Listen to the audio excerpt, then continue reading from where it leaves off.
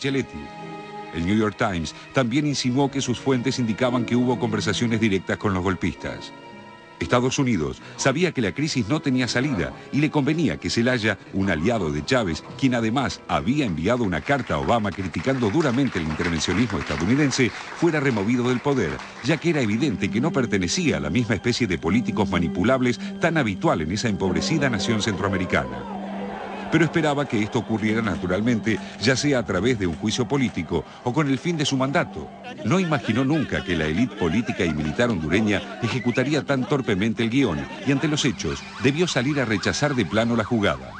No hacerlo hubiera significado un doble estándar que lesionaría gravemente las pretensiones de cambio del gobierno de Obama y arrojaría aún más dudas sobre su actuación en Irán, donde las condenas fueron muy enfáticas. De todos modos, y a diferencia de la posición adoptada frente a la represión de opositores y las restricciones a la prensa en Teherán, el gobierno estadounidense nada dijo aún de los ataques a periodistas y las violaciones a la libertad de prensa, cierres de medios incluidos, ejecutados por los golpistas. En tanto, América Latina no duda. We are not going to Honduras to negotiate. We are going to Honduras to ask them to change what they have been doing now and find ways in which we can return to normalcy, and in that we are willing to work, of course. La condena es una medida defensiva, ya que en todos los gobernantes actuales existe plena conciencia de que si se permite que este neogolpismo pase impunemente y logre sus objetivos, el virus podría replicarse y hacer marchar hacia atrás el reloj progresista en la región.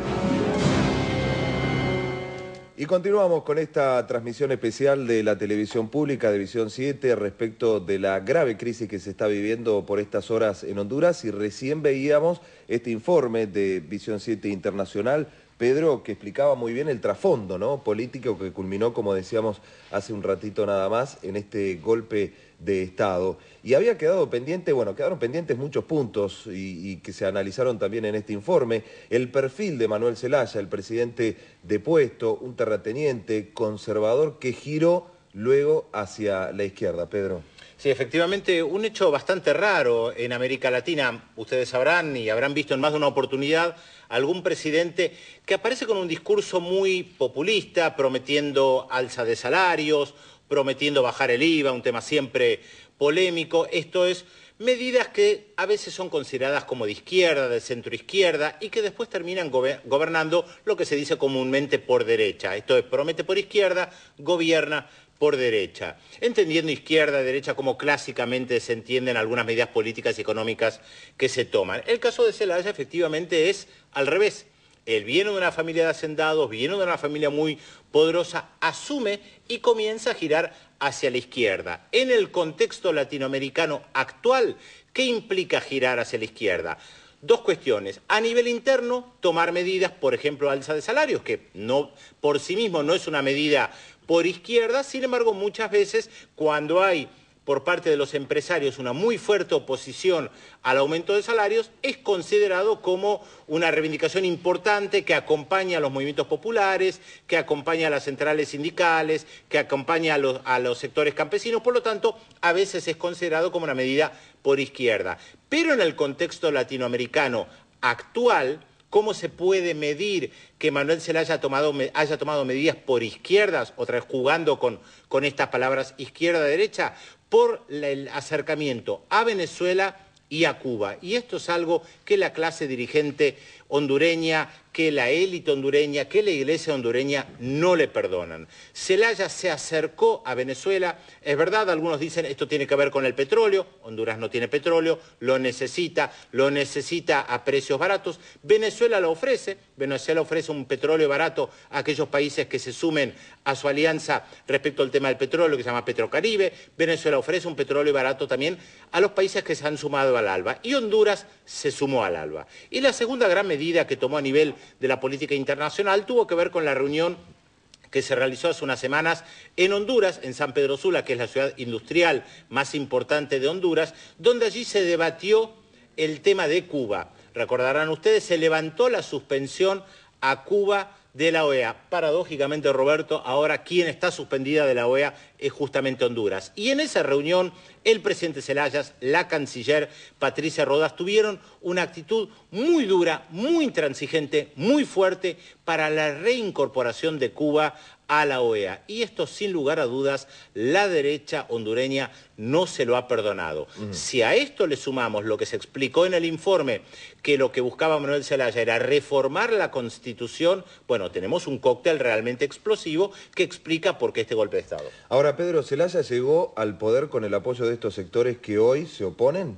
Efectivamente, él en realidad formaba parte del Partido Liberal y llegó al gobierno por esta disputa histórica que hay en Honduras entre dos grandes partidos tradicionales, y lo que ha sumado en este último tiempo es el apoyo a lo que se llaman los movimientos populares, las centrales sindicales, los movimientos campesinos, que siguen teniendo un cierto recelo de Manuel Zelaya. No lo ven como alguien que viene de sus propias filas. No es el caso de Evo Morales, de una larga trayectoria en el movimiento sindical, campesino, cocalero, por ejemplo, en Bolivia. Justamente el recelo respecto de Zelaya es porque Zelaya proviene de los sectores más poderosos de Honduras. Por lo tanto, fueron viendo si él iba tomando medidas. Esto es, usted dice que va a cambiar respecto de los sectores populares. Bueno, tome medidas y entonces vamos a ver si lo acompañamos. Lo que creo que también precipita mucho el apoyo que se está viendo es el golpe de Estado.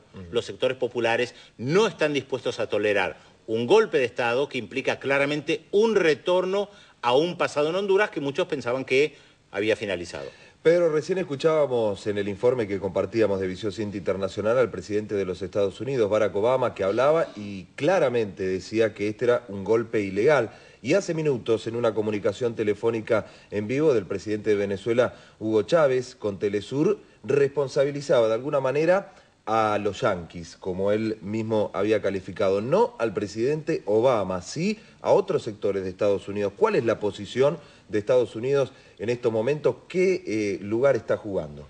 A ver, repasemos un poco lo que pasa con Estados Unidos. Está claro que hubo un cambio de gobierno y que Obama no es George Bush, y mostró varios signos respecto de América Latina de que iba a cambiar por lo menos algunas posturas y que iba a tener otro diálogo. Cuando fue la campaña electoral, Obama habló de algunos países en líneas generales, lucha en contra del narcotráfico, y mencionó el tema Cuba, que siempre es un tema urticante.